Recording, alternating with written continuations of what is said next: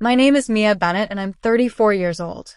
The Christmas table was set with the same red tablecloth my mother used every year, the same mismatched wine glasses, the same candle centerpiece that had survived 3 house moves. I sat between my Aunt Sheila and my sister Renata, holding a glass of white wine I hadn't touched in 20 minutes because I already knew where the night was heading. Renata had that look. The one she got right before she said something and pretended it was a joke. She'd had 2 glasses of Prosecco already, and her voice always got louder after the second glass, sharper too, like the alcohol sanded down whatever filter she normally had.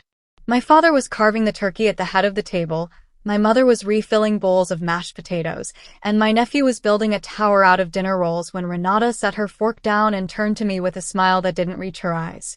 "So, Mia," she said, tilting her head, 35 and still single? Wow. Christmas must get pretty lonely for you." The table went quiet for half a second, and then it didn't.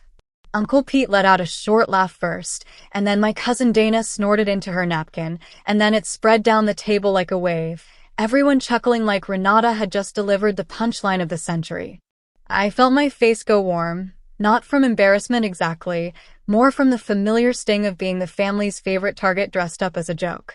This wasn't new.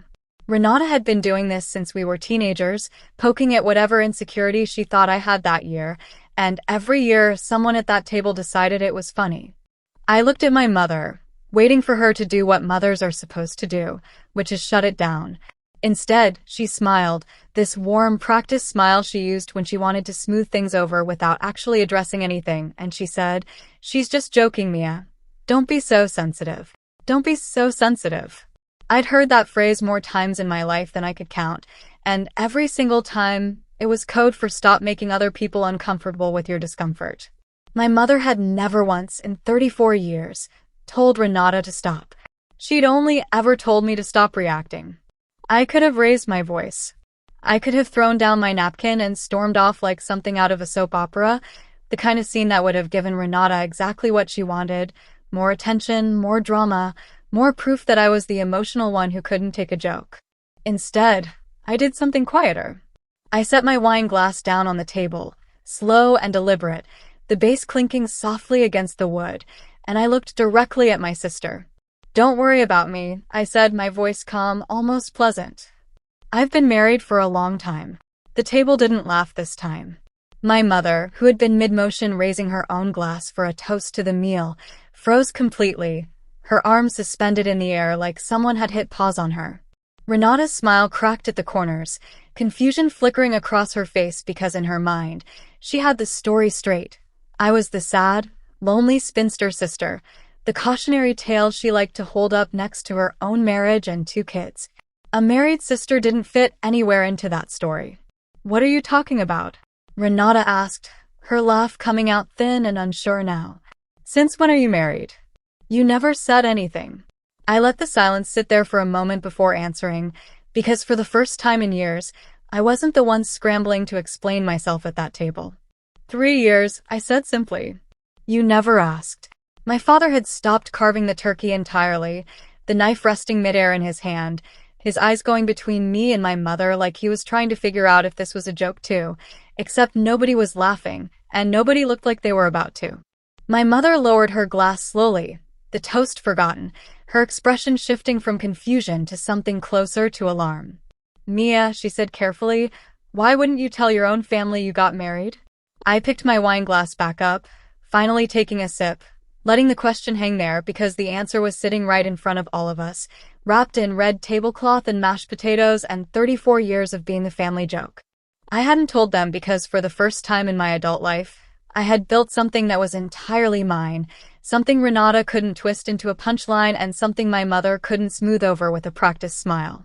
And now, sitting there in the quiet aftermath of my sister's failed joke, I realized the real story wasn't going to stay hidden much longer, because my mother's face told me she already suspected exactly who I had married, and she was right to be afraid of what came next. My mother's silence stretched long enough that my father finally set the carving knife down completely, and Renata, still holding her half-empty Prosecco glass, looked between us like she was watching a scene she didn't have the script for. I let the moment breathe because for years I'd been the one scrambling for words at this table, and now it was someone else's turn. His name is Julian, I said finally. Julian Ashworth. The name landed like a stone dropped into still water. My mother's face went pale, and I watched her hand tighten around the stem of her wine glass. My father's jaw clenched, and even Renata, who moments ago had been laughing at my supposed loneliness, now looked like she'd swallowed something bitter. Julian wasn't just any name in our family's history. 3 years ago, my father's construction business had nearly collapsed after a contract dispute with a much larger firm, one owned by the Ashworth family, and my father had spent months telling anyone who'd listen how the Ashworths had buried him in lawyers and didn't care who they crushed. I remembered sitting in this same dining room listening to my father rage about it, watching my mother nod along, both of them certain the Ashworths were the villains of our family's story.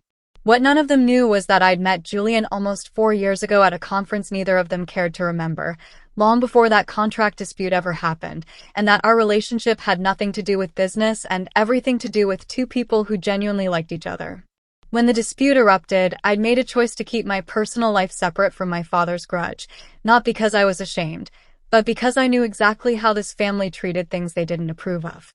I'd watched them do it to Renata's college boyfriend, to my cousin's fiancé, to anyone who didn't fit the mold they'd built in their heads. So I stayed quiet. I got married quietly in a small ceremony with 12 guests, none of whom were sitting at this table, and I let my family believe I was still the same lonely, single Mia they loved to joke about. "You married into the family that nearly destroyed us?" my father said, his voice low, more disbelief than anger, though the anger was clearly building underneath it. "They didn't destroy us, Dad," I said evenly. "The contract fell through because our bid was underpriced and the numbers didn't work, not because anyone was out to get you. I read the paperwork. I know the difference." My mother set her glass down hard enough that it rattled against her plate. "So all this time, while your father was losing sleep over that mess, you were sleeping with the enemy?" "I was building a life," I said, and for the first time all evening, my voice had an edge to it, sharp enough that Renata actually flinched. While everyone at this table was busy deciding I was pathetic for being single, I was married to a man who respects me more than anyone in this room ever has. While Renata was making jokes about my Christmas being lonely, I was spending it with a family that has never once made me feel small. The table was dead silent now. The kind of silence that used to terrify me as a kid, the silence right before someone got in trouble. Except this time, I wasn't the one in trouble, and everyone at that table knew it. Renata's face had gone from smug to something closer to humiliated, because in one sentence I'd taken the exact insult she'd thrown at me and turned it back on the entire family sitting around that turkey.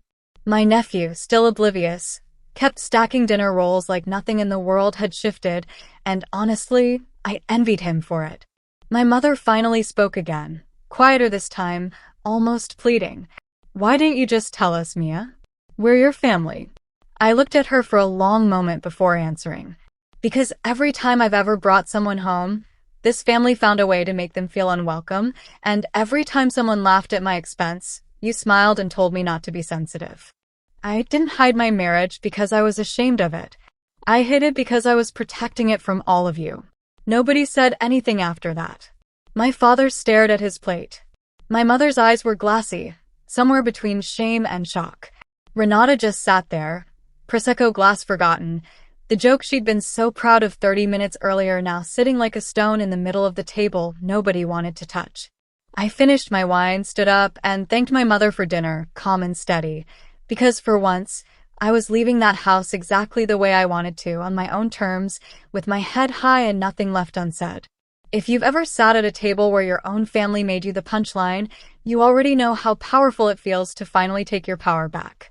If this story hit home for you, hit that subscribe button and join our growing family here on Core Revenge Tales.